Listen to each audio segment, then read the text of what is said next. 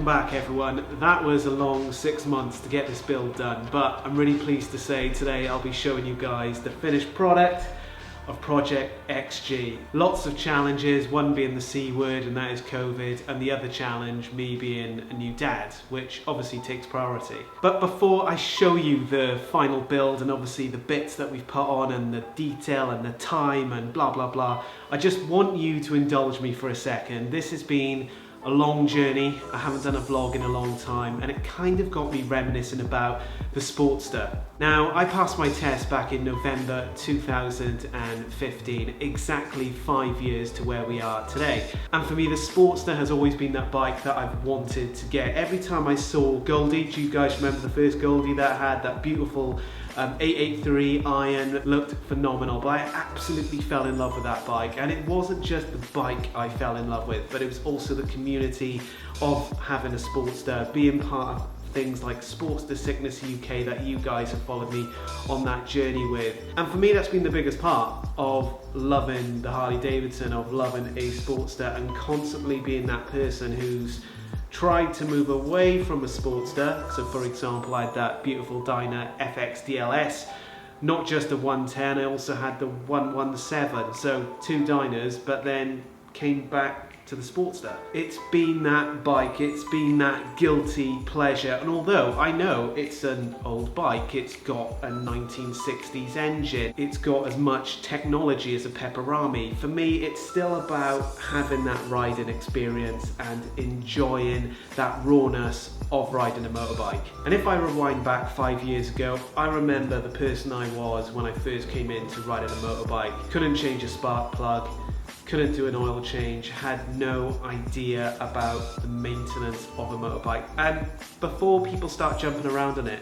if you're that person, that's okay. For me though, it was about learning about the motorbike and gradually upskilling myself as I went along on this journey. So 5 years today, I am now standing with a motorcycle that we've built and I'm absolutely ecstatic. I think in total the build has had about 65, 70 hours, and that's been sporadic hours throughout the week, over months, a lot of research, a lot of WTF moments, a lot of what am I doing here, why have I bought this bike, why am I wasting my money, I should have put it into something else, I've just had my firstborn, again, what am I doing?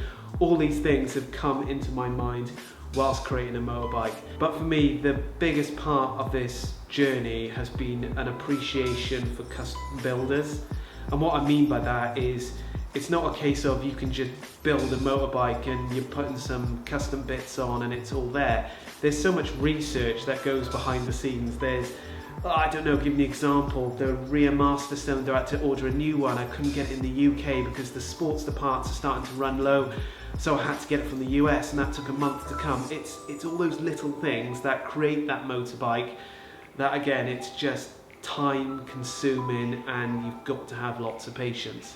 So let's rewind back to when I first bought this motorbike, or the reason why I bought this motorbike. And for you guys that say jump to minute 6, minute 24, that's cool.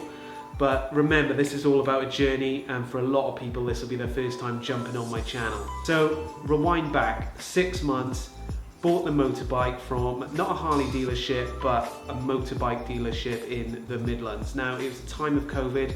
As I mentioned, it was 4 weeks before I had my firstborn, my daughter, and all I could do was look at pictures of the bike. So at the time, they weren't doing things like video show rounds, which I should have done, so over WhatsApp or Messenger, etc.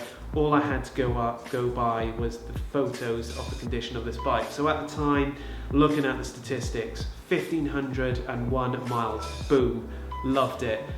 For me, that sold the bike. Low mileage Sportster, the chance of it being abused was very, very low in my mind. Next thing on the list, it was an 883. I didn't want a 1200, I wanted the low CC engine just because I think that appeals more to the new market in general. Then in terms of the bike itself, it had the silhouette of what I wanted, the chunky scrambler tyres on, it had the big handlebars, it was chain driven, all those, oh, and obviously spoke wheels.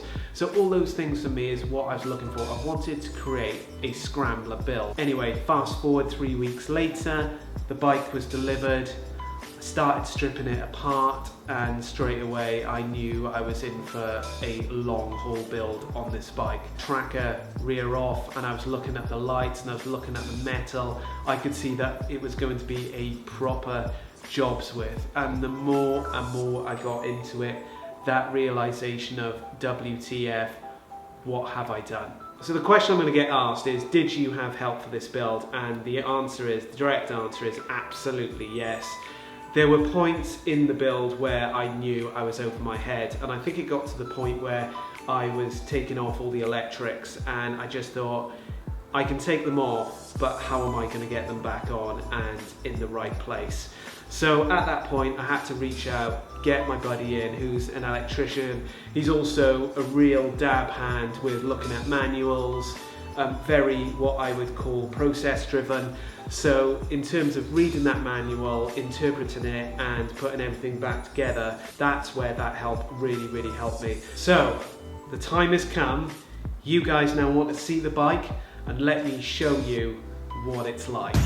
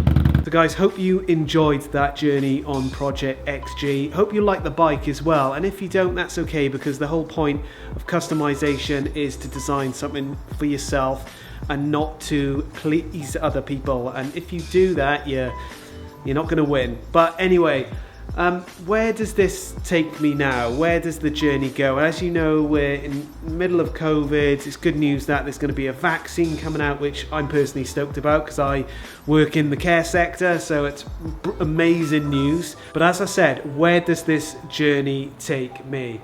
Now, I'm always going to stick with Harley Davidson, so I don't want to get you guys nervous, and the thought of repainting this is just a nightmare in itself, especially that flooring. But I want to do something different. So what I'm going to do is I'm keeping Fat G. That bike will always stay with me. But in terms of Project XG, that'll be up for sale next March. It's a beautiful bike. It's got fresh oils in it absolutely everywhere. It's a complete rebuild. So I'll get that MOT'd at the start of next year. Well, not the start, March. And then the idea is, once I sell that, I do want to go into an adventure genre.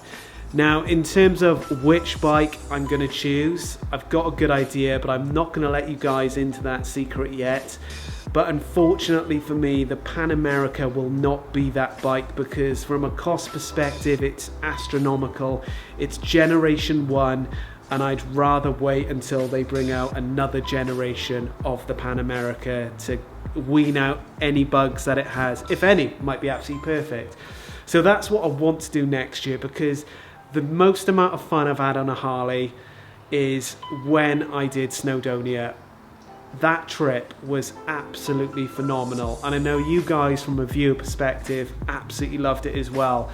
And where I felt in terms of riding, where I'm most at ease and I'm chilled and I'm loving life, it's actually when I'm riding on my own. And usually it was when I was in massive groups and I was loving that, but now I don't know, am I getting old? Am I getting boring? I don't know. But riding on my own, just enjoying that view, not trying to get from A to B in the quickest time, but enjoying that view between A and B, that's what I want to do. So the adventure bike market, here I come. So stay tuned for that, guys, and drop any comments in the comment section below, and hopefully, just hopefully, I'll get a vlog out very, very soon. You take care, all the best. Motonewbrider.